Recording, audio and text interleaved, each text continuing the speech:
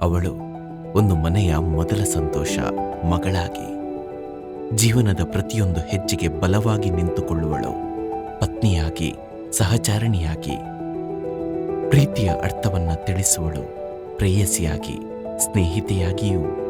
ಅವಳು ಅಪಾರ ಮಮತೆಯ ಸಾಗರ, ಅಮ್ಮನಾಗಿ, ಭವಿಷ್ಯವನ್ನ ರೂಪಿಸುವಳು, ಗುರುವಾಗಿ, ಮಾರ್ಗದರ್ಶಿಯಾಗಿಯೂ. ಅವಳ ತ್ಯಾಗ ಮೌನವಾಗಿರಬಹುದು, ಆದರೆ ಅವಳ ಶಕ್ತಿ ಅಸೀಮ.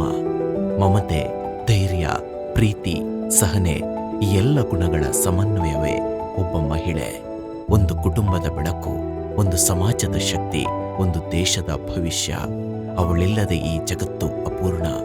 ಈ ಮಹಿಳಾ ದಿನಾಚರಣೆಯಂದು ಪ್ರತಿ ಮಹಿಳೆಯ ಶಕ್ತಿ, ಪ್ರೀತಿ ಮತ್ತು ಪ್ರೇರಣೆಗೆ ನಮ್ಮ ಹೃದಯಪೂರ್ವಕ ವಂದನೆಗಳು. ಮಹಿಳಾ ದಿನಾಚರಣೆಯ ಹಾರ್ದಿಕ ಶುಭಾಶಯಗಳು.